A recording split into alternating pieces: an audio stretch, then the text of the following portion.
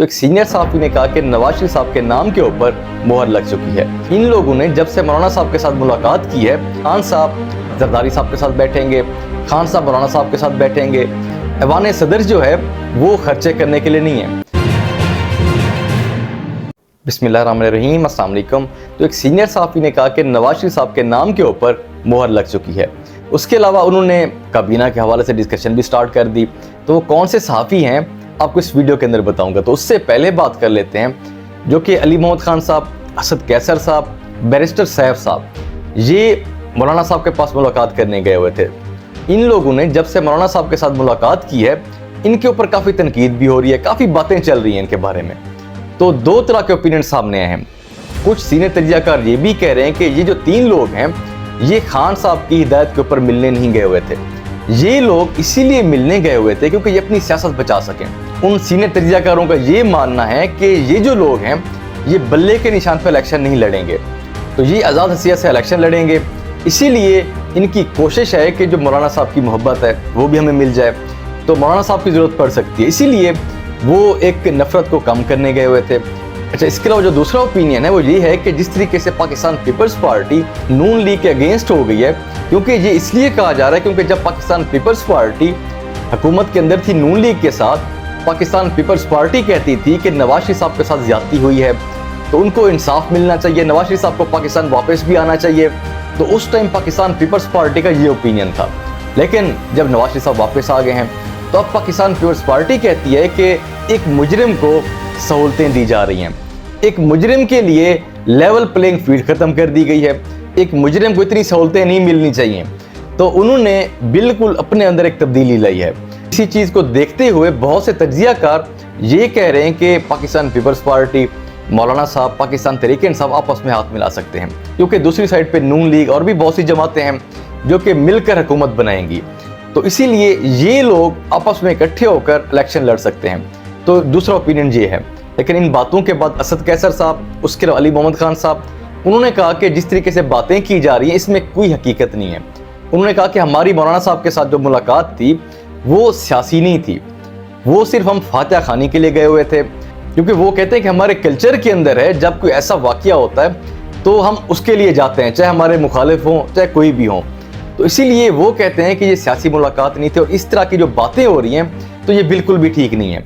तो उन्होंने इस चीज़ को डिनाई कर दिया। तो जब ये बातें शुरू हुई थी कि पाकिस्तान तहरीक-ए-इंसाफ मौलाना साहब के साथ हाथ मिला सकती है, उसके अलावा जरदारी साहब के साथ, तो इस चीज़ के ऊपर जो पाकिस्तान तहरीक-ए-इंसाफ के वोटर्स हैं उनकी तरफ से बड़ा सख्त किस्म का रद्द अमल आया। तो वो कहते हैं कि इस तरह पॉसिबल ही नहीं है कि खान साहब उनके साथ हाथ मिलाएंगे। तो वो कहते हैं कि इस तरीके से पॉसिबल नहीं है कि खान साहब जरदारी साहब के साथ बैठेंगे, खान साहब मौलाना साहब के साथ बैठेंगे, ये चीज़ पॉसिबल नहीं है। तो पाकिस्तान तहरीक-ए-इंसाफ के जो वोटर्स हैं इस चीज़ को मानने के लिए तैयार नहीं है। लेकिन मेरे ख्याल से उनको ये सोचना चाहिए कि ये सियासत है, सियासत के अंदर तब्दीलियाँ होती रहती हैं, सियासत के अंदर ऐसी चीज़ें हो जाती हैं जिसका कभी सोचा ही नहीं होता। देखिए, सियासतदान जो हैं आपस में मुखालिफ होते हैं, एक दूसरे के दुश्मन नहीं होते। एक सियासतदान दूसरे सियासतदान का मुखालिफ तो हो सकता है, इख्तलाफात हो सकते हैं, लेकिन वो दुश्मन नहीं हो सकता। तो सियासत के अंदर एक मुखालफत को दुश्मनी तक लेके चले जाना ये मेरे ख्याल से बहुत ही गलत बात होती है।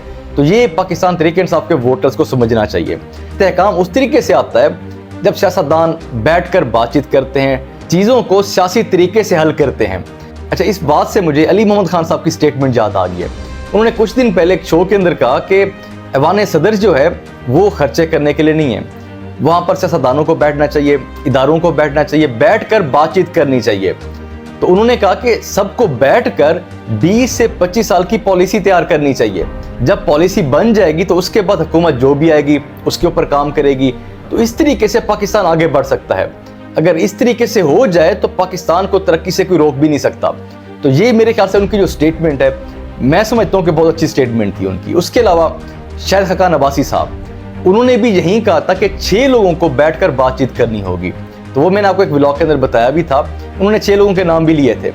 तो उन्होंने कहा कि 6 लोग आपस में बैठकर बातचीत करें, उसके बाद मुल्क आगे बढ़ सकता है। बहुत से सीनियर सियासतदानों का यही मानना है कि सबको बैठना होगा, बातचीत करनी होगी। इस तरीके से पाकिस्तान के अंदर एक पॉलिटिकल स्टेबिलिटी आ सकती है। तो अब बात करते हैं कि सीनियर सहाफ़ी ने ये बोला है कि नवाज शरीफ साहब के नाम के ऊपर मोहर लग चुकी है। ये स्टेटमेंट है सुहेल वड़ैच साहब की, जो कि सीनियर सहाफ़ी हैं। उन्होंने एक शो के अंदर कहा कि नवाज शरीफ साहब के नाम के ऊपर मोहर लग चुकी है। उसके अलावा उन्होंने ये भी कहा कि मरियम साहबा को इस वजारत पे होना चाहिए, हमजा शहबाज को इस जगह पे होना चाहिए। मतलब इस तरह की डिस्कशन भी वो कर रहे थे। तो सियासत के अंदर तब्दीलियाँ भी आती रहती हैं, बड़ी बड़ी डेवलपमेंट्स भी हो सकती हैं।